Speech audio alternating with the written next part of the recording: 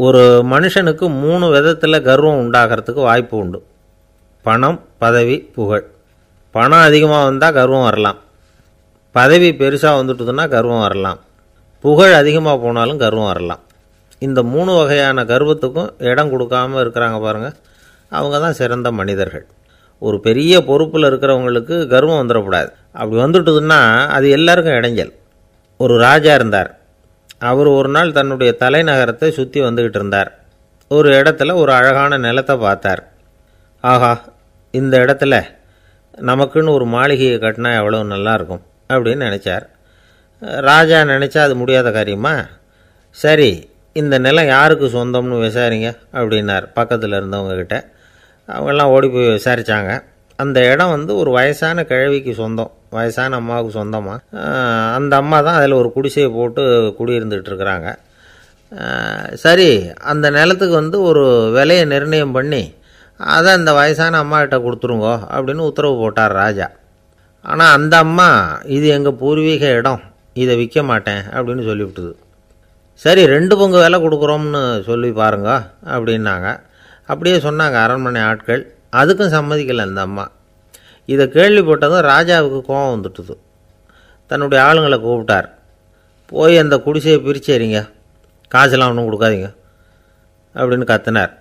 அவ்வளோதான். அடுத்த நிமிஷம் அரண்மனை ஆசாமிகள் போனாங்க, குடிசையை பிரித்து எரிஞ்சாங்க. அந்த வயசான அம்மா இருக்குது, அதுவும் அந்த இடத்த விட்டு துரத்தி விட்டாங்க. அந்த இடத்துல ஒரு அரச மாளிகையை கட்டி முடிச்சிட்டாங்க. அந்த வயசான அம்மா பாவம், ராஜாவே இப்படி பண்ணால் யார்கிட்ட போய் முறையிட முடியும்? ஒரு ஞானி இருந்தார், அவர்கிட்ட போய் சொன்னாங்க. அவர் இவங்க சொன்னதை கேட்டு மனசில் வச்சுக்கிட்டார். ஒரு நாள் அந்த ராஜாவே இந்த ஞானியை கூப்பிட்டார். புதுசாக ஒரு மாளிகை கட்டியிருக்கிறேன், வந்து பாருங்கன்னு. சரின்னு சொல்லி இந்த பெரியவர் ஒரு நாள் அந்த மாளிகைக்கு போனார். சும்மா போகல, ஒரு கழுதையையும் ஓட்டிகிட்டு போனார். கொஞ்சம் சாக்குகள், வெத்து சாக்கு, அதையும் எடுத்து கழுதை முதுகில் போட்டு கழுதையை ஓட்டிகிட்டு போகிறார். ராஜா பார்த்தார். அவருக்கு இது ஆச்சரியமாக இருந்தது. என்ன இது, மாளிகைக்கு வந்துட்டு போங்கன்னு கூப்பிட்டா கழுதை, சாக்கு இதெல்லாம் கொண்டு வராரே, ஒன்றும் புரியலையேன்னு நினச்சார். எதுக்காக இதெல்லாம்னு கேட்டார். அரசருடைய தோட்டத்திலேருந்து கொஞ்சம் மண் எடுத்துகிட்டு போகிறதுக்கு ஆசைப்படுறேன், அதுக்கு நீங்கள் அனுமதி கொடுக்கணும் அப்படின்னாரு இவர். இது என்ன வேடிக்கையான கோரிக்கையாக இருக்குது அப்படின்னு நினச்சார் ராஜா. இருந்தாலும் மண் தானே கேட்குறாரு, எடுத்துகிட்டு போகட்டுமே அப்படின்னு நினச்சார். சரின்னு அனுமதி கொடுத்தார். அந்த பெரியவர் தோட்டத்துக்கு போனார், மண்ணை வெட்டினார், சாக்கில் போட்டு நிரப்புனார். ராஜாவை கொஞ்சம் கிட்ட வாங்கன்னு கூப்பிட்டார். இந்த மண் மூட்டையை தூக்கி கழுதையோட முதுகில் வைக்கணும், கொஞ்சம் உதவி பண்ணுங்கன்னார். ஓ, பண்ணுறேனே அப்படின்னு சொல்லி ராஜா கிட்ட போனார். மூட்டையை தூக்கி பார்க்குறாரு, முடியல, திணறி போயிட்டார். இப்போ அந்த ஞானி பேசினாராம். அரசே, இந்த ஒரு சாக்கு மண்ணையே உங்களால் தூக்க முடியல, அந்த கிழவிகிட்ட இருந்து அந்த அக்கிரமமாக அபகரித்த இந்த தோட்டம் பூராவையும் சுமக்கணும்னு ஆசைப்படுறீங்களே, அது உங்களால் முடியுமா அப்படின்னு கேட்டாராம். ராஜா யோசனை பண்ண ஆரம்பித்தார். தன்னுடைய செயலுக்காக வருத்தப்பட்டாராம். அந்த வயசான அம்மாவை உடனடியாக வரவழைச்சார். தாயே, தப்பு பண்ணிட்டேன், என்னை மன்னிச்சுக்குங்க, இன்னையிலேருந்து இந்த மாளிகையும் தோட்டமும் உங்களுக்கு தான் சொந்தம் அப்படின்னு சொல்லிவிட்டாராம். போகிறப்ப இந்த உலகத்திலேருந்து எண்ணத்தை எடுத்துகிட்டு போக போகிறோம், அதனால் ரொம்பவும் அலட்டிக்க வேண்டியதில்லை, கர்வப்பட வேண்டியதில்லை அப்படிங்கிறது ஒரு பெரிய உபதேசம். ஒரு பெரிய மனுஷன் சாக கிடந்தார், ரொம்பவும் அழுதார். ஏன் அழறீங்க அப்படின்னு கேட்டாங்க சுற்றி இருந்தவங்க. நான் சாகிறதுக்காக கவலைப்படலை, நான் நம்ம ஜனங்களுக்காக எவ்வளவோ காரியம்லாம் செஞ்சுக்கிட்டு வந்தேன், நான் செஞ்சுக்கிட்டு வந்த சேவையை இனிமேல் யார் செய்ய போகிறாங்க, அது யாரால் முடியும், அதை நினச்சி தான் அழறேன் அப்படின்னாராம். ஒருத்தர் முன்னாடி வந்தார். அதுக்காக நீங்கள் கவலைப்படாதீங்க, உங்கள் சேவையை தொடர்ந்து செய்கிறதுக்கு என்ன மாதிரி இளைஞர் பட்டாலும் தயாராக இருக்குது, இருந்தாலும் எங்கள் கவலை என்னென்னா அப்படின்னு இழுத்தார். என்ன சொல்லுங்கன்னு கேட்டார் அவர். நீங்கள் இது வரைக்கும் என்ன சேவை செஞ்சுக்கிட்டு வந்தீங்க, அதுதான் எங்களுக்கு இன்னமும் புரியாத புதிராக இருக்குது அப்படின்னாராம் அவர். இந்த காலத்து புள்ள ஒருத்தன் தன்னோட அப்பாவை பார்த்து சொன்னான். அப்பா, நான் உனக்கு உதவி செய்யலாம்னு நினைக்கிறேன், என்ன உதவி செய்யணும்னு சொல்லு அப்படின்னா. நீ சும்மா இருந்தால் அதுவே எனக்கு செய்கிற பெரிய உதவிடா அப்படின்னார் அப்பா. சும்மா இருக்கிறதும் ஒரு உதவி தான், அது மாதிரி மௌனமும் ஒரு சமூக சேவை தான் அப்படிங்கிறார் காஞ்சி பெரியவர். நமக்கு 5 புலன்கள் இருக்குது, மெய், வாய், கண், மூக்கு, செவி. இந்த 5லேயும் அதிகப்படியான வேலை எதுக்குன்னு நினைக்கிறீங்க? வாய்க்கு தான். ஏன்னா அதுக்கு 2 வேலை. இப்போ கண்ணுக்கு பார்க்குறது மட்டும்தான் வேலை, காதுக்கு கேட்குறது மட்டும்தான் வேலை, மூக்குக்கு வாசனை அறியறது தான் வேலை, உடம்புக்கு உணர்றது மட்டும்தான் வேலை. ஆனால் வாய் அப்படி இல்லை, அதுக்கு 2 வேலை. சாப்பிட்றதும் அதுதான், பேசுகிறதும் அதுதான். அதாவது வாய் ஒன்று தான் கர்மேந்திரியமாகவும் இருக்குது, ஞானேந்திரியமாகவும் இருக்குது அப்படின்னு சொல்லுவாங்க. சாப்பாட்டில் உட்காந்தா எந்தெந்த ஆகாரம் என்னென்ன ருசின்னு அறிவிக்கிற வேலையும் செய்யுது. சபையில் உட்காந்தா பாடுறது, பேசுறது, சிரிக்கிறது, இது மாதிரியான வேலையும் செய்யுது. இன்னொரு வித்தியாசம், கண்ணு காது மூக்கெல்லாம் ஸ்ட்ரெயின் பண்ணிக்கிட்டு வேலை செய்கிறதில்ல. ஒரு ரோஜா பூ பார்த்தா உடனே மூக்கு அப்படியும் இப்படியும் அசைய ஆரம்பிக்கிறதில்ல. ஒரு சங்கீதத்தை கேட்ட உடனே காது ஆட ஆரம்பிக்காது. ஆனால் வாய் அப்படி இல்லை, அது பேசினாலும் சரி சாப்பிட்டாலும் சரி அசைஞ்சு தான் ஆகணும். ஆக மற்றதை விட வாய்க்கு வேலை ஜாஸ்தின்னு தெரியுது. சாப்பிட்றது பேசுறது அப்படின்னு 2 காரியம் அதுக்கு. இப்படி 2 காரியம் இருக்கிறதுனால அது 2ஐயும் பாதியாக குறைச்சிக்கணுங்கிறது கடவுள் அபிப்பிராயமாக இருக்கணும் அப்படிங்கிறார் காஞ்சி பெரியவர். ஆனால் இப்போ நாம் அப்படியே நடந்துக்கிறோம், அதுக்கு நேர்மாறாக நடந்துக்கிறோம். நாம் சாப்பிட்றதும் அதிகம், பேசுகிறதும் அதிகம், 2 வேலையையும் தேவைக்கு அதிகமாகவே செய்கிறோம். வாய் தான் ரொம்ப ஓவர் ஒர்க்குடு. அதுக்கு ஓய்வு கொடுத்தா உடம்பும் நல்லாயிருக்கும், உலகமும் நல்லாயிருக்கும். மௌன விரதம் இருக்கிறதெல்லாம் எதுக்காக நினைக்கிறீங்க? இதுக்காக தான். இந்த காலத்தில் மௌனமாக இருக்கிறவங்கெல்லாம் மகத்தான தொண்டு செய்கிறாங்க அப்படின்னு தான் சொல்லணும்.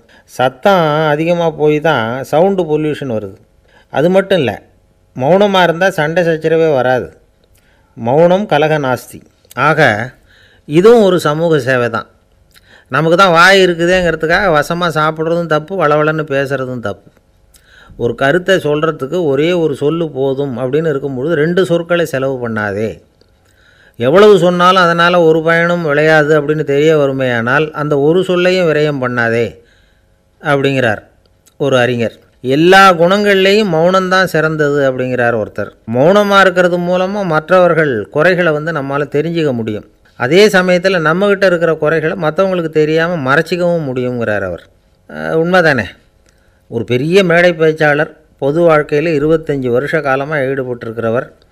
அவர் மனைவி ஒரு நாள் சொன்னாங்க, எங்கள் வீட்டுக்காரர் 25 வருஷ காலமாக பொது வாழ்வில் ஈடுபட்டிருந்தா கூட இந்த மாதம் 10ஆம் தேதியிலேருந்து தான் மக்களுக்கு சேவை செய்ய ஆரம்பிச்சிருக்கார் அப்படின்னாங்க ரொம்ப பெருமையாக. 10ஆம் தேதிக்கு அப்படி என்ன விசேஷம் அப்படின்னு கேட்டோம். அன்னையிலேருந்து தான் அவர் மேடையில் பேசுகிறத நிறுத்தினார் அப்படின்னாங்க அந்த அம்மா. ஒரு நண்பர் அவசரமாக என்கிட்ட ஓடி வந்தார். அப்புறம் சொன்னார், என்னால் நம்பவே முடியல சார், என் பையனை அப்படி அப்படின்னு சொல்லி ஆச்சரியப்பட்டார். உங்கள் பையன் அப்படி என்ன தான் செஞ்சுட்டான் அப்படின்னு கேட்டேன். என்னால் முடியாத ஒரு காரியத்தை அவன் செஞ்சுட்டான் சார் அப்படின்னார். அது என்னன்னு தான் சொல்லுங்களேன். என்ன 5ஆவது வகுப்பில் அவன் ஒரே தடவையில் தேறிட்டான் சார், அதாவது ஒரே அட்டம்ப்டில் பாஸ் ஆகிருக்கான் அப்படின்னார் மூச்சு வாங்க. கஷ்டப்பட்டு பரீட்சை எழுதுனது அவன், இவருக்கு ஏன் மூச்சு வாங்குது? நம்மால் செய்ய முடியாத ஒரு காரியத்தை இன்னொருத்தர் செய்யும் பொழுது அது நமக்கு ஆச்சரியமாக இருக்குது. சர்க்கஸ் பார்க்குறோம், ஒருத்தர் அந்த இடத்துல தொங்குறார், அது நமக்கு ஆச்சரியம். ஏன்னா அது நம்மால் முடியாத காரியம். நம்மால் முடியாத ஒன்றை அடுத்தவர் எளிதாக செய்யும் பொழுது நாம் மருள்வது இயற்கை. இதை தான் தொல்காப்பியம் மருட்கை அப்படின்னு சொல்லுது. இந்த வியப்பு இருக்குதே, இது 4 வகையில் ஏற்படுறதாக தொல்காப்பியம் சொல்லுது. அது என்ன 4 வகை? முதல் வகை எப்படின்னா புதுமையான அரிய செயல்களை செய்கிறது. 2வது வகை என்னென்னா பெரும் செயல்களை செய்கிறது. 3வது வகை என்னென்னா மிக நுட்பமான செயல்களை செய்கிறது. 4வது வகை என்னென்னா ஆக்கம் தரும் செயல்களை செய்கிறது. புதுமை, பெருமை, சிறுமை, ஆக்கமோடு மதினம் சாலா மருட்கை 4 அப்படிங்கிறது தொல்காப்பியம். இன்றைக்கி விஞ்ஞானம் புதுசு புதுசாக எதையோ கண்டுபிடிக்குது. ஆரம்பத்தில் அது ஆச்சரியமாக இருக்குது, அப்புறம் அது நமக்கு பழகி போடுது. வானொலி பெட்டி புதுசாக வந்தப்போ ஒரு பெட்டி பேசுதுங்கிறது எவ்வளோ பெரிய ஆச்சரியம். இப்போ யாரும் அதை ஆச்சரியமாக பார்க்குறதில்ல.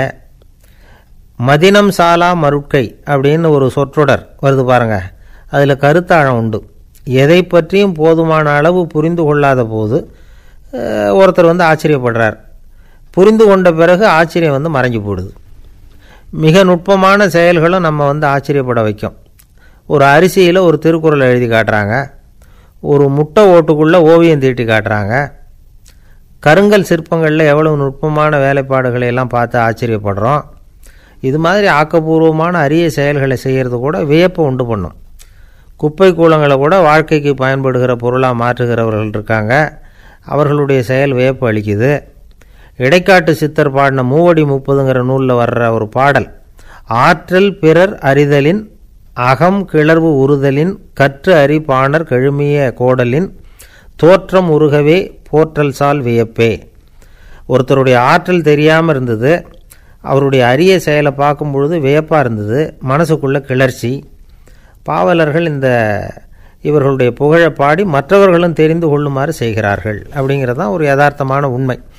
ஆக எல்லா வகையிலும் மக்கள் தங்களுடைய வாழ்க்கையில் முன்னேறுவதற்கான வழிகாட்டுகிற ஒரு மெய்ப்பாடு தான் வியப்புங்கிறது.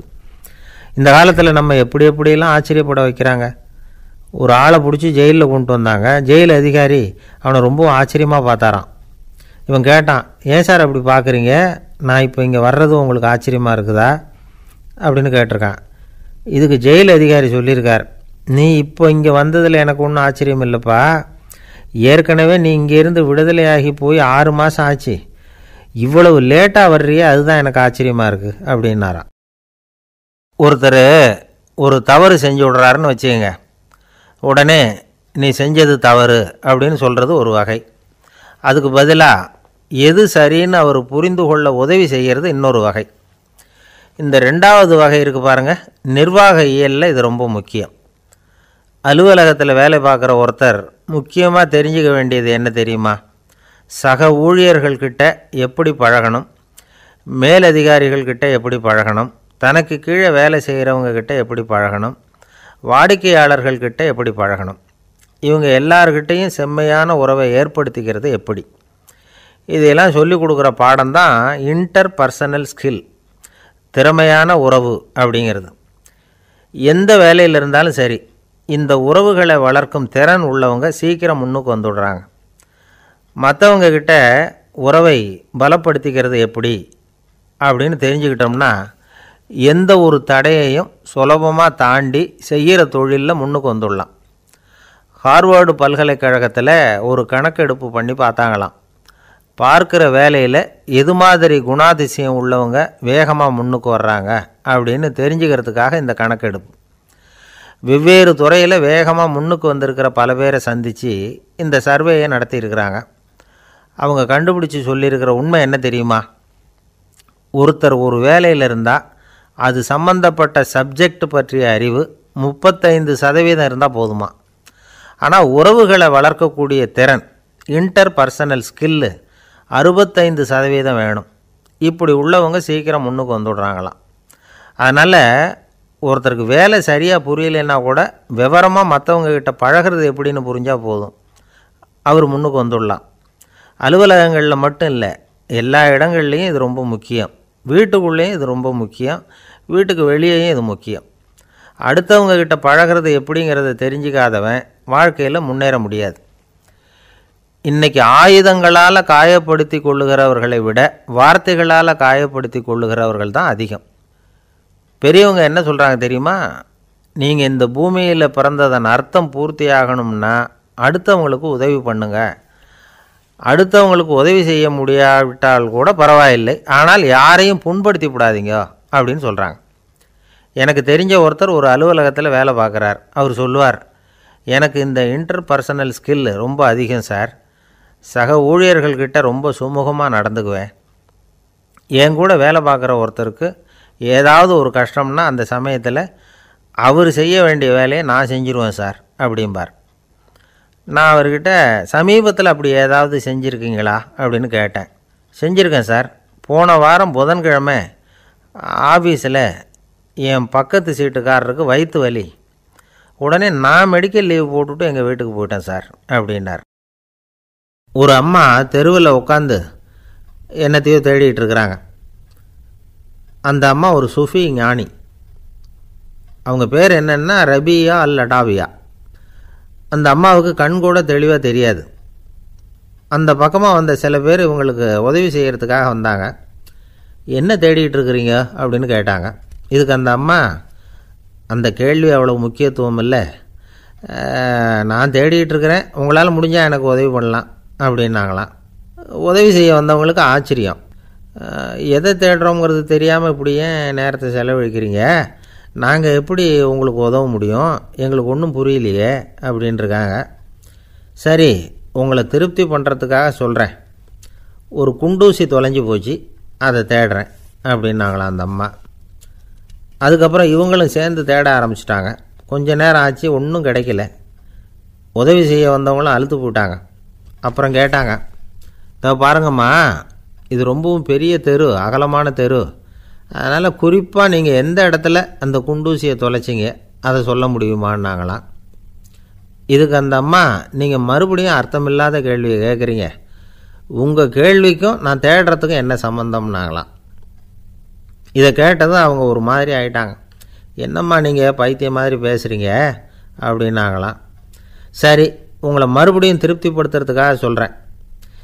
அதை நான் எங்கள் வீட்டில் தொலைச்சுட்டேன் அப்படின்னாங்களாம். அப்புறம் எதுக்காக இங்கே வந்து தேடிட்டு இருக்கிறீங்க அப்படின்னு கேட்டிருக்காங்க. ஏன்னா இங்கே தான் வெளிச்சம் அதிகமாக இருக்குது, அங்கே வீட்டுக்குள்ளே இருட்டாக இருக்குது, அதனால் இங்கே வந்து தேடுறேன். வெளிச்சம் உள்ள இடத்துல தானே தேட முடியும் அப்படின்னாங்களாம் அந்த ஞானி. இந்த கதைக்கு என்ன அர்த்தங்கிறத பெரியவங்க சொல்கிறாங்க. அதாவது இந்த தேடுதல்ங்கிறது ஒரு வியாதி. அது நம்ம சதா அலைய வைக்கும், பைத்தியமாக மாற்றுறதுக்கு முயற்சி பண்ணோம்.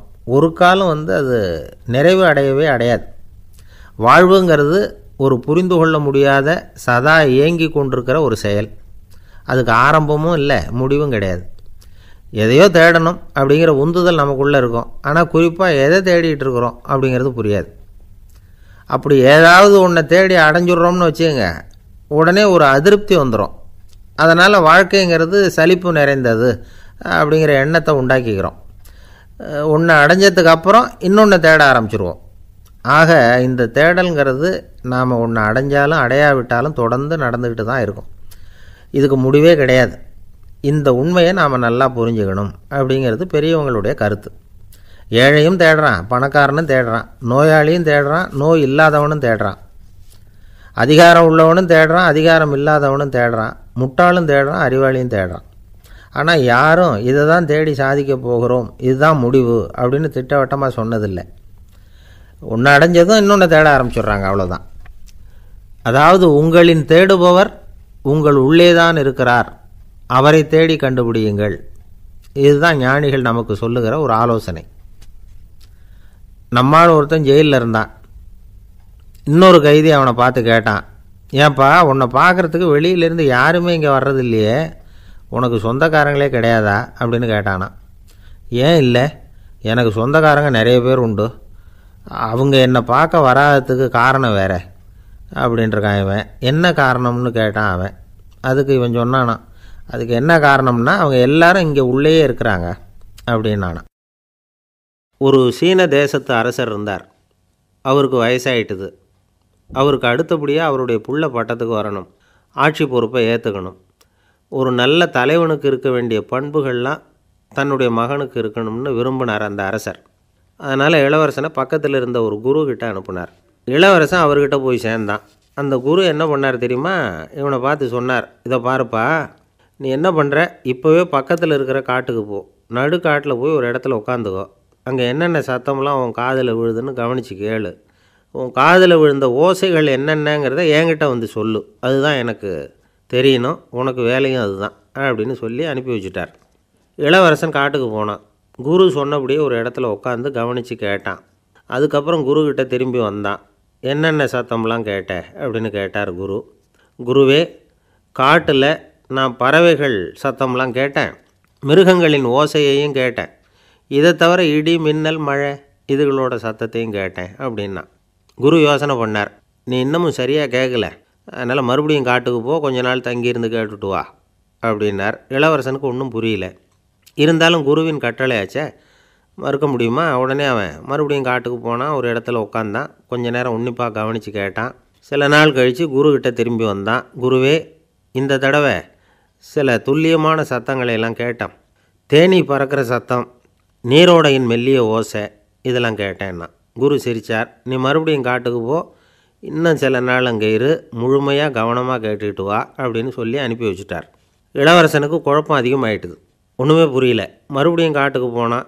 மௌனமாக ஒரு இடத்துல உட்காந்துட்டான். அப்படியே தியானத்தில் ஆழ்ந்துட்டான். சில நாளில் அவனுக்கு இதுவரை கேட்காத ஓசைகள்லாம் கேட்க ஆரம்பிச்சிட்டுது.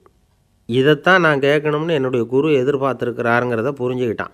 உடனே குருக்கிட்ட ஓடனான். குருவே, இந்த தடவை காதுகளுக்கு கேட்க முடியாத சில ஓசைகளை கூட என்னால் உணர முடிஞ்சுது. பூ மலருகிற ஓசை, சூரியனால் பூமி சூடாகிறப்போ எழுகிற ஓசை, காலை பனித்துளியை இந்த புல்லுலாம் குடிக்கிற ஓசை, இது எல்லாம் என்னால் நல்லா கேட்க முடிஞ்சுது அப்படின்னா. குருவுக்கு இப்போ தான் திருப்தி ஏற்பட்டு தான் இளவரசனை பார்த்து சொன்னார், இதை பாருப்பா, இப்போ தான் நாட்டை ஆளுகிற தகுதி உனக்கு வந்திருக்குது அப்படின்னு சொல்லி அதுக்கு விளக்கமும் கொடுத்தாராம். எந்த அரசன் தன்னுடைய மக்களின் எதையும் பேசுகிற மௌன மொழியை, மௌன வார்த்தைகளை கேட்குறானோ அவன்தான் ஆள தகுதி உள்ளவன். எந்த அரசன் தன்னுடைய மக்களின் உணர்ச்சிகளை உண்மையாக உணர்றானோ அவன்தான் முதன்மையான அரசன். போலி வார்த்தைகளை மட்டும் கேட்டுட்டு பல மௌன ராகங்களை காதில் வாங்கிக்காதவன் அரசனே இல்லை. எந்த நாட்டில் எப்போ ஒரு அரசன் தன்னுடைய மக்களின் உணர்ச்சிகளை கேட்க மறுக்கிறானோ அன்னையிலேருந்தே அந்த நாடு அழிய தொடங்குது அப்படின்னு அர்த்தம். இதுதான் அந்த குரு இளவரசனுக்கு போதித்தது. வாயால் பேசுகிறத மட்டும் கேட்டு ஏமாறக்கூடாது, உணர்ச்சிகளையும் கேட்குறதுல தான் மனப்பக்குவம் உண்டாகும். மக்கள் உணர்ச்சிகளை புரிந்து கொள்ளாத அரசர்கள் நீடிச்சிருக்க முடியாது. அது மாதிரி நாடுகளில் அடிக்கடி குழப்பம் தான் உண்டாகும். அப்படி இருந்தால் அடிக்கடி ஆட்சி மாறிக்கிட்டு இருக்கும். அப்படிப்பட்ட ஒரு தேசம், அங்கே ஒரு சிறைச்சாலையில் 3 கைதிகள் பேசிக்கிட்டு இருந்தாங்க. ஒருத்தன் சொன்னான், நான் இந்த நாட்டு ராஜாவை எதிர்த்து பேசிக்கிட்டு இருந்தேன், அதனால் என்னை பிடிச்சி கொண்டாந்து இங்கே போட்டுவிட்டாங்க அப்படின்னா ஒருத்தன். இன்னொருத்தன் சொன்னான், நான் இந்த நாட்டு ராஜாவை ஆதரித்து பேசிக்கிட்டு இருந்தேன், அதனால் என்னை பிடிச்சி கொண்டாந்து இங்கே தள்ளிவிட்டாங்க அப்படின்னா. அது சரி, நீ என்ன தப்பு பண்ண அப்படின்னு சொல்லி 3வது ஆளை பார்த்து இவங்க கேட்டாங்க. அதுக்கு அந்த ஆள் சொல்கிறான், நான் தான் இந்த நாட்டு ராஜா அப்படின்னானா. ஒரு ஆசாமி வேகமாக ஓடிக்கிட்டு இருந்தான். ஏன் இப்படி ஓடுறேன்னு கேட்டார் இன்னொருத்தர். அங்கே ஒரு ஆளை அடிபட்டு கிடக்கிறான், அதை பார்த்தேன், உடனே ஓடுறேன்னா. எங்கேன்னு கேட்டார். ஆஸ்பத்திரிக்குன்னா. ஒரு ஆள் அடிபட்டு கிடக்கிறத பார்த்தா உடனடியாக நாம் செய்ய வேண்டியது முதல் உதவி, அதுக்கப்புறம் தான் ஆஸ்பத்திரி. இன்றைக்கி விபத்துங்கிறது சர்வசாதாரணமாக நடந்துக்கிட்டு இருக்குது. வாகன விபத்து, வெடிகுண்டு விபத்து, தீ விபத்து, கட்டடம் சரியறது, பூகம்பம், இப்படி நிறைய நடக்குது. ஒரு விபத்தை பார்த்துட்டா நம்மளில் பல பேர் நமக்கு என்னத்துக்கு வம்புன்னு ஒதுங்கி போயிடுறதும் உண்டு. சில பேர் துணிஞ்சு கிட்ட போய் உதவி செய்கிறதும் உண்டு. அப்படி உதவி செய்ய நினைக்கிறவங்களுக்கு உபயோகப்படுற தகவல் இது. விபத்தில் காயமடைஞ்சவங்களை 3 பிரிவாக பிரிக்கலாமா. முதல் வகை கொஞ்சம் சீரியஸானது, உயிருக்கு உடனே ஆபத்து தரக்கூடியது. மூளை காயம், முகம், கழுத்து காயங்கள், இருதயம், நுரையீரல் காயங்கள், வயத்தில் உள்ளுறுப்பு காயங்கள், அதிகப்படியான இரத்தப்போக்கு, இதனால எல்லாம் பாதிக்கப்பட்டிருந்தால் அது முதல் வகை அப்படின்னு நாமளே மனசுக்குள்ளே முடிவு பண்ணிக்கணும். இவங்களுக்கெல்லாம் உடனடியாக முதல் உதவி கொடுக்கணும். தாமதப்படுத்தாமல் ஆஸ்பத்திரிக்கு கொண்டுகிட்டு போயிடணும். இப்படி கொஞ்சம் எச்சரிக்கையாக நடந்துக்கிட்டால் அவங்களில் பல பேரை காப்பாற்றி போடலாம். 2வது வகை எப்படின்னா, முதல் உதவி விரைவாக கிடைச்சா உயிர் பிழைக்கக்கூடிய மார்பு காயங்கள், கைகால் எலும்பு முறிவு, இடுப்பு முதுகெலும்பு காயம், சீரான இரத்த சேதம், இப்படிப்பட்டவங்களை 2வது வகையாக பிரிக்கணும். ஆபத்து இல்லாத சிராய்ப்புகள், சிறு காயங்கள், இரத்த உறைவுகள், இதனால் பாதிக்கப்படுறவங்க 3வது வகை. ஒருத்தர் தலையில் அடிபட்டு நினைவு விழுந்துட்டார்னு வச்சுங்க, அவருக்கு வாந்தி வர்றதுனால புறையேறி மூச்சு அடைப்பு உண்டாகும். இப்படி ஆகாமல் இருக்கிறதுக்காக தலையை ஒரு பக்கமாக சாய்ச்சி வைக்கலாம். நாடி துடிப்பையும் இதய துடிப்பையும் தொட்டு பார்க்கணும். அது குறைஞ்சிருந்தாலும் சரி, நின்று இருந்தாலும் சரி, அவர் மார்பை நிமிஷத்துக்கு 80 தடவை உள்ளங்கையால் அழுத்தி இதய துடிப்பை மீட்கிறதுக்கு உதவி பண்ணணும். கழுத்தில் காயம்பட்டாலும் ஆபத்து அதிகம். கழுத்துக்கு அடியில் ஒரு துண்டை மடித்து வைக்கலாம். 2 பக்கமும் சின்ன தலையணை அல்லது துணி மடிப்புகளை வச்சு கழுத்தை அதிகமாக அசையாமல் பார்த்துக்கலாம். முதுகெலும்பு முறிஞ்சிருக்குமோ அப்படிங்கிற சந்தேகம் இருந்ததுன்னா அவரை அதிகமாக அசைய விடக்கூடாது. அதிகமாக அசைஞ்சால் தண்டு இடத்துல பாதிப்பு ஏற்பட்டு கை கால் விளங்காமல் போயிடும். அவரை ஒரு கனமான போர்வை இல்லைன்னா பாயில் படுக்க வச்சு 4 பேர் மெதுவாக தூக்கி மருத்துவ உதவிக்கு அனுப்பி வைக்கலாம். கையெலும்பு முறிஞ்சிருந்தால் முறிஞ்ச பாகத்தை உடம்போடு சேர்த்து அசையாமல் கட்டி போடலாம். கால் எலும்பு முறிஞ்சிருந்தால் மற்ற காலோடு சேர்த்து கட்டி போடலாம். முறிஞ்ச பாகம் தொங்காமல் பார்த்துக்கணும், அப்போ தான் வீக்கம் உண்டாகாமல் இருக்கும். வெட்டு காயம், குண்டடிப்பட்ட காயம், இதிலெல்லாம் இரத்தப்போக்கு அதிகமாக இருக்கும். ரத்தம் வெளியேற ஆபத்து அதிகம். சுத்தமான துணியை பல மடிப்புகளை மடித்து காயத்தின் மேலே வச்சு அழுத்தமாக ஒரு 10 நிமிஷம் பிடிச்சிக்கணும். ரத்தம் நின்ன உடனே காயத்துக்கு கட்டு போடலாம். சில சமயம் காயம்பட்ட பாகத்தை உயரமாக தூக்கி பிடிச்சிக்கிட்டா தான் ரத்த கசிவு நிற்கும். இந்த விவரங்களையெல்லாம் கொஞ்சம் மனசில் வாங்கி வச்சுக்கிட்டோம்னா சமயத்தில் உதவும். ஏன்னா இந்த காலத்தில் விபத்து எந்த ரூபத்தில் எப்போ வரும்னு யூகிக்கவே முடியல. நண்பர் ஒருத்தர் சொன்னார், நேற்றுக்கு பாருங்கள் சார், என் கண்ணு முன்னாடியே ஒரு சின்ன விபத்து நடந்ததுன்னார். என்னன்னு விசாரித்தோம். ஒரு பஸ்ஸில் வந்துக்கிட்டு இருந்தேன். அந்த பஸ்ஸில் பின்பக்கம் படி ஓரமாக நின்றுக்கிட்டு இருந்த ஒருத்தர் ரோட்டில் விழுந்துட்டார். டிரைவர் அதை கவனிக்கலை, நிறுத்தாமல் அவர் பாட்டுக்கு போகிறாருனார். கண்டக்டர் உடனே விசில் கொடுத்து பஸ்ஸை நிறுத்த வேண்டியது தானே அப்படின்னோம். அதுதான் சார் முடியாமல் போச்சுன்னார் அவர். ஏன்னு கேட்டாங்க. தவறி கீழே விழுந்ததே அந்த கண்டக்டர் தான் சார் அப்படிங்கிறார். ஒரு நண்பர், அவர்கிட்ட பேசிக்கிட்டு இருந்தேன். மனித உறவுகள் பற்றி அவர் சொல்லிகிட்டு இருந்தார். அமெரிக்காவில் தந்தை மகன் உறவு எப்படி இருக்குது அப்படிங்கிறத விளக்கிறதுக்கு அவர் ஒரு கதையை சொன்னார். ஒரு அப்பா பகல் பூராவும் அலுவலகத்தில் வேலை, ஓடி ஆடி உழைச்சிக்கிட்டு களைச்சி போய் ராத்திரி 10 மணிக்கு மேலே வீடு திரும்பினான். வீட்டு வாசலில் அவரோட மகன் காத்துக்கிட்டு இருக்கிறான். இன்னமும் தூங்கலை. அப்பாவை வாசல்லையே தடுத்து நிறுத்தி, அப்பா உனக்கு சம்பளம் எவ்வளவு அப்படின்னு கேட்குறான். ஏற்கனவே ஆஃபீஸ் பிரச்சனைகளால் அழுத்து போய் திரும்புகிற அப்பாவுக்கு கோவம் வந்துடுது. என்னடா இப்படிலாம் கேளுன்னு உங்கள் அம்மா உனக்கு சொல்லி கொடுத்தாளா அப்படின்னு சொல்லிவிட்டு உள்ளே போய் சட்டையை கட்டி மாட்டிவிட்டு குளிச்சுவிட்டு மறுபடியும் வெளியில் உடையை மாற்றுகிற சமயம் அப்போ மறுபடியும் மகன் உள்ளே நிற்கிறான் அவர் முன்னாடியே. அப்பா உனக்கு எவ்வளவு சம்பளங்கிறான் மறுபடியும். அப்பாவுக்கு எரிச்சல் அதிகமாகிட்டுது. மணிக்கு $20 போதுமா அப்படின்னார். அப்படின்னா எனக்கு ஒரு $10 தர முடியுமான்னா மகன். இதுக்கு தான் என் சம்பளம் எவ்வளவுன்னு கேட்டியா? 2ஆம் வகுப்பு படிக்கிற உனக்கு எதுக்குடா $10 அப்படின்னு கத்திவிட்டு தொலைக்காட்சி பெட்டியின் முன்னாடி போய் உட்காந்துக்கிட்டு ஏதோ நிகழ்ச்சியை பார்க்க ஆரம்பிச்சிட்டார். கொஞ்ச நேரம் கழித்து மறுபடியும் மகன் நிற்கிறான். அப்பா ப்ளீஸ் எனக்கு ஒரு $10 கொடுக்க முடியுமா? மகனுடைய கண்களில் கண்ணீர். என்னடா அவன் கண்ணீரை காட்டி காரியம் சாதிக்கலாம்னு பார்க்குறியா? ஒரு காசு கூட கொடுக்க மாட்டான் போ அப்படின்னு விரட்டி விட்டான். மகன் கண்ணீரை தொடச்சிக்கிட்டே கண்ணை தொடச்சிக்கிட்டு பேசாமல் போய் படுத்துக்கிட்டானா. கொஞ்ச நேரம் ஆச்சு. அப்பாவோட கோபம் கொஞ்சம் கொஞ்சமாக குறைஞ்சிது. பிள்ளைகிட்ட கோபமாக கத்துனது தப்பு தாங்கிறது புரிஞ்சுது அவனுக்கு. எழுந்திரிச்சு போனான், படுக்கை இறக்கி போனான். மகனை பார்த்தான். அவன் தலையணையை கட்டி பிடிச்சிக்கிட்டு அழுதுகிட்டு இருக்கிறான். அவனை மெல்ல நெருங்கி அவங்ககிட்ட எதமாக பேசுகிறதுக்கு ஆரம்பித்தானான். எதுக்குடா உனக்கு $10 பள்ளிக்கூடத்தில் கேட்டாங்களா அப்படின்னு கேட்டானான். மகன் சொல்லியிருக்கான், இல்லை டாடி, உனக்கு 1 மணி நேரம் சம்பளம் $20ன்னு சொன்னேன். நீ ஏற்கனவே எனக்கு கொடுத்த பாக்கெட் மணி $10 என்கிட்ட இருக்குது. இப்போ நீ இன்னொரு $10 கொடுத்தீங்கன்னா அதையும் சேர்த்து $20 ஆகிடும். அந்த $20 நான் உனக்கு கொடுத்துருவேன். அப்படி கொடுத்தா நீ என் கூட 1 மணி நேரம் செலவழிப்ப இல்லையா? அதுக்காக தான் $10 கேட்டேன் அப்படின்னு சொன்னானான். அந்த அப்பா கண்ணு கலங்கி போச்சான். ஆதரவோடு தன்னுடைய மகனை கட்டி பிடிச்சி அழ ஆரம்பிச்சிட்டாராம். இதுதான் நண்பர் சொன்ன கதை. அமெரிக்கா மட்டும் இல்லை, உலகம் பூராவும் இன்றைக்கி மனித உறவுகள் இப்படி தான் மாறிக்கிட்டு இருக்கு. பெரியவர்கள் அறிவுரை என்ன தெரியுமா? உங்கள் குழந்தைகளிடமிருந்து குழந்தை பருவத்தை பிரித்து விடாதீர்கள் அப்படிங்கிறது தான். அதாவது இன்றைய குழந்தைகள் தங்கள் பிருந்தாவனத்தை இழந்து விடுகிறார்கள் அப்படிங்கிறது அவங்களுடைய கருத்து. இந்த நிலைக்கு நாம் காரணமாக இருந்துடக்கூடாது. குழந்தைகளோட விளையாடுவோம், குடும்பத்தோடு உறவாடுவோம் அப்படிங்கிறது தான் நம்முடைய நோக்கமாக இருக்கணும். இன்றைய உறவு முறைக்கு இன்னொரு உதாரணம் சொல்லுவாங்க. ஒருத்தர் வந்தாராம், அவர் பக்கத்தில் ஒரு சின்ன பையன்.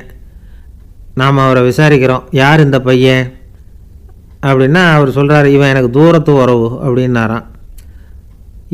இந்த தூரத்து உறவுன்னா எப்படின்னு இருக்கான். இதுக்கு அவன் சொல்லியிருக்கிறான், இவன் எங்கள் அப்பாவுக்கு 8ஆவது புள்ள அப்படின்னான்.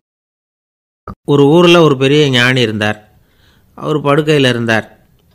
இன்னும் கொஞ்ச நேரம்தான் அவர் இந்த உலகத்தில் இருக்க போகிறார். அவரை சுற்றி ஏகப்பட்ட கூட்டம்.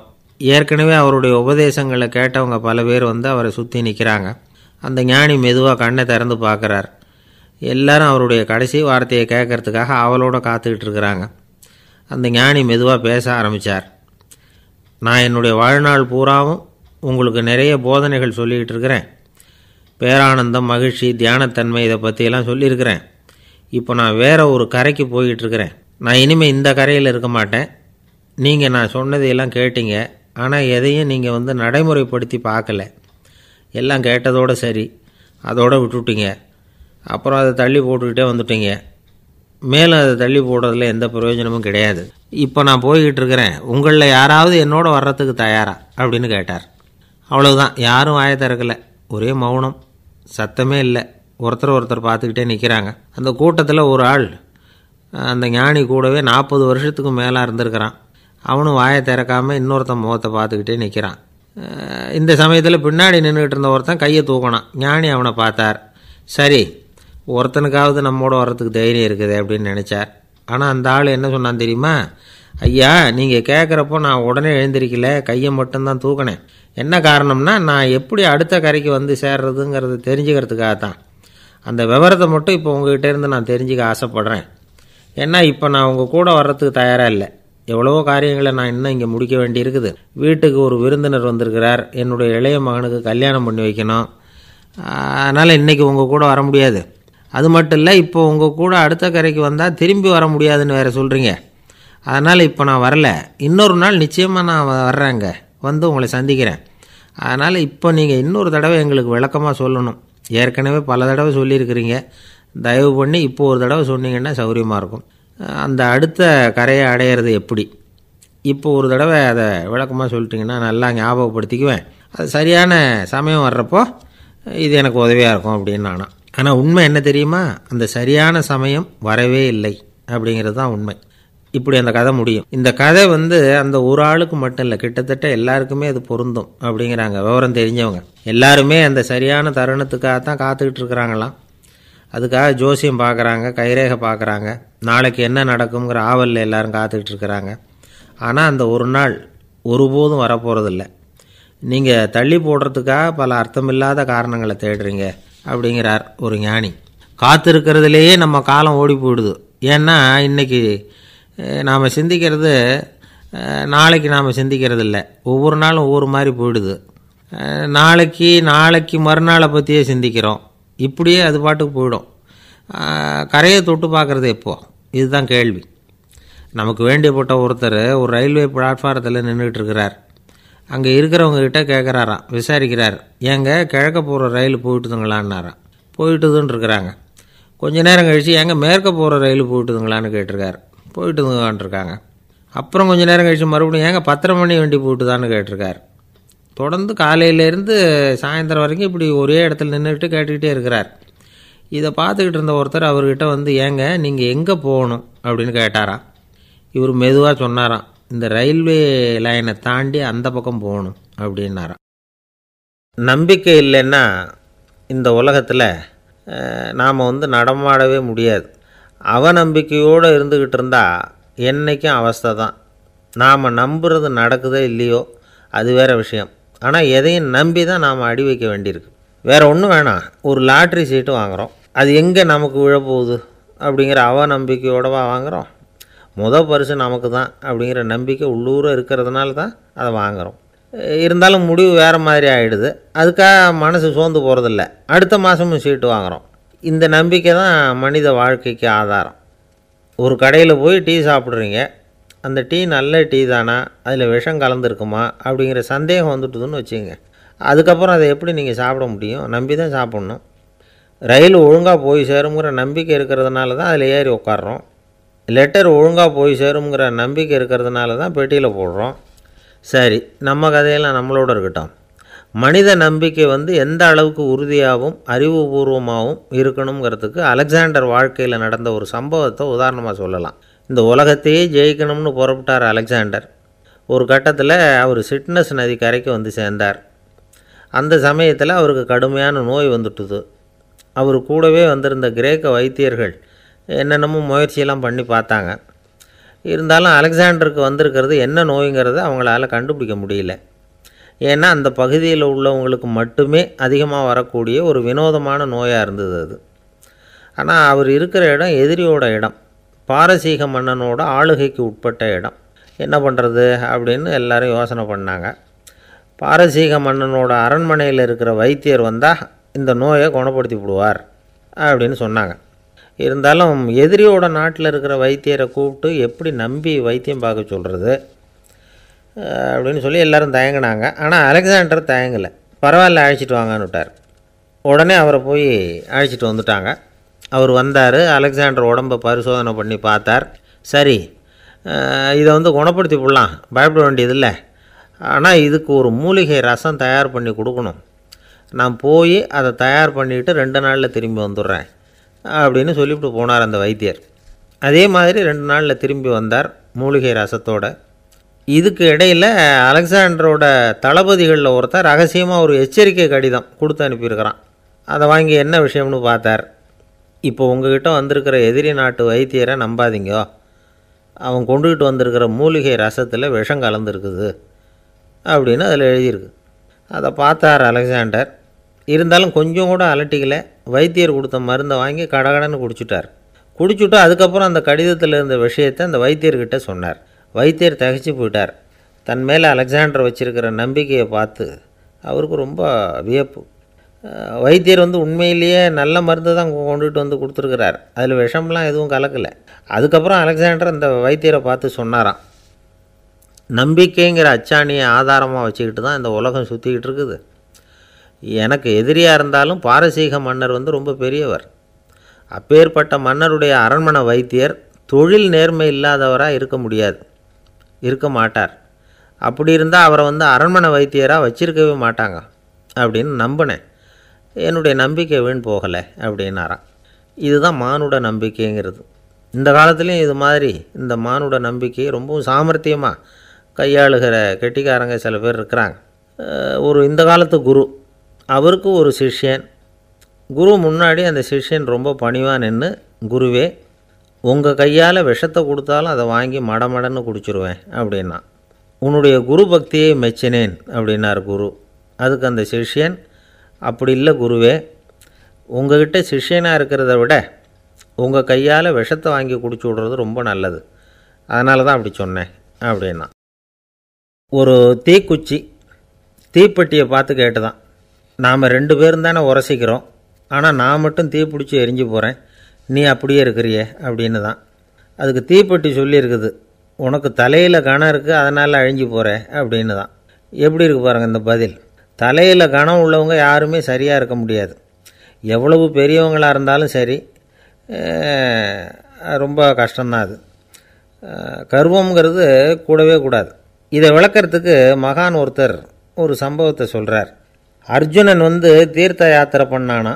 அப்போது தென்னிந்தியாவுக்கு வந்திருக்கிறான். ராமேஸ்வரத்துக்கு போனப்போ அங்கே இலங்கைக்கு கல்லுலாம் அடுக்கி போடப்பட்டிருந்த பாலத்தை பார்த்தானா. ஒரு சின்ன குரங்கு அதுக்கு பக்கத்தில் விளையாடிக்கிட்டு இருந்திருக்கு. அதை பார்த்துட்டு அர்ஜுனன் சிரிச்சிருக்கான். ஏன் சிரிக்கிறேன்னு கேட்டிருக்கு அந்த குரங்கு. ராமன் மிகச்சிறந்த வில் வீரன்.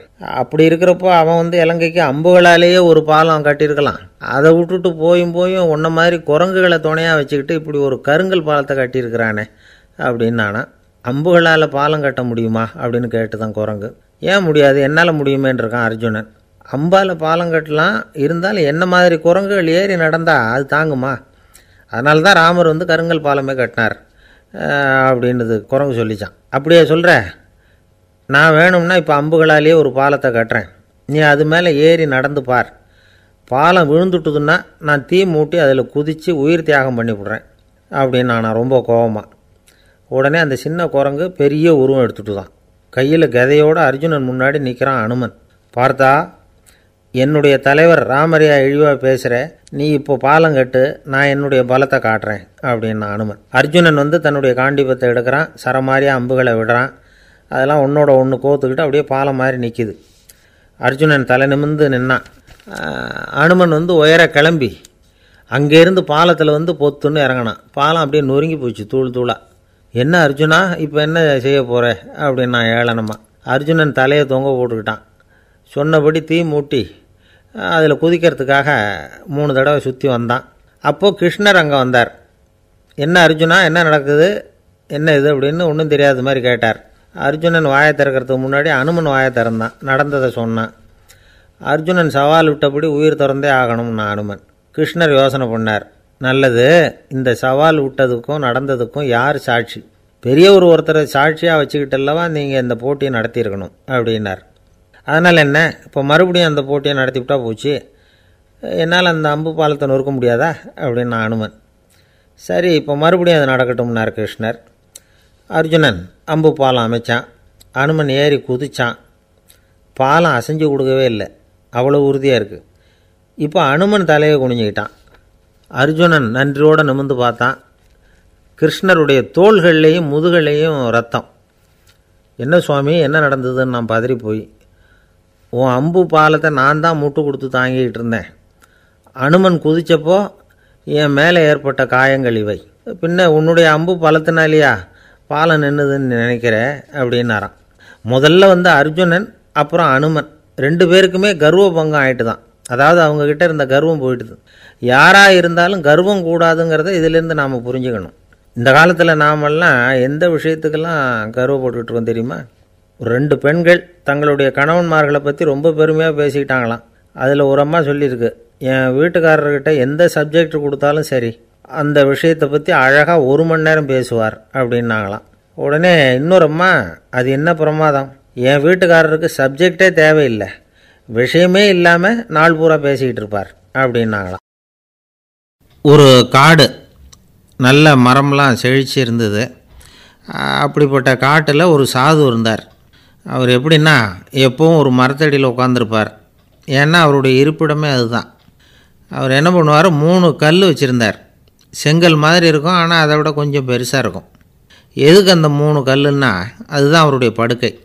அதாவது தூங்குறப்ப ஒரு கல்லை தலைக்கு கீழே வச்சுக்குவார், இன்னொரு கல்லை இடுப்புக்கு கீழே வச்சுக்குவார், இன்னொரு கல்லை காலுக்கு கீழே வச்சுக்குவார். உடம்பை அப்படியே ஒரு தகட்டால் மூடிக்குவார், அப்படியே தூங்கி போடுவார்.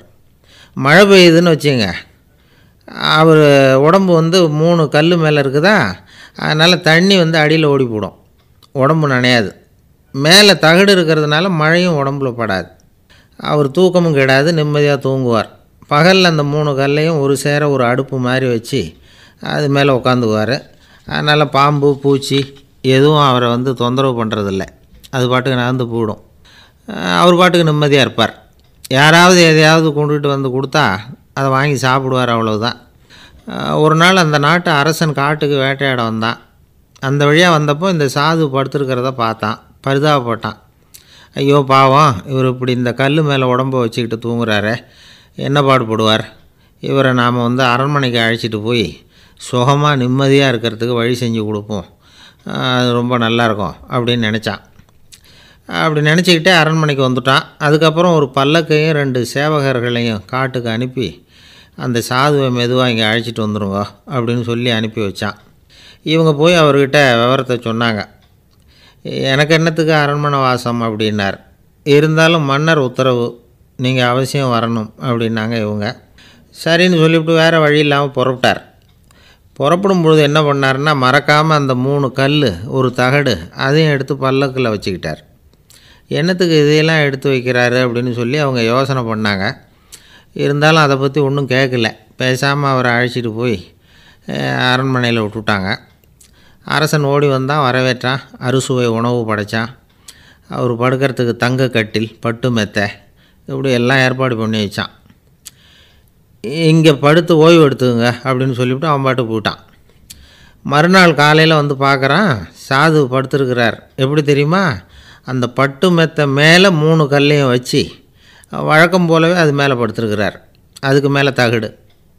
அரசன் பார்த்துட்டு அதிர்ச்சி ஆகிட்டான். என்ன சுவாமி இப்படி அப்படின்னா, சாது சொன்னார், எனக்கு தேவையும் இல்லை குறையும் இல்லை, எல்லா இடத்துலையும் எனக்கு ஒரே மகிழ்ச்சி தான் அப்படின்னார்.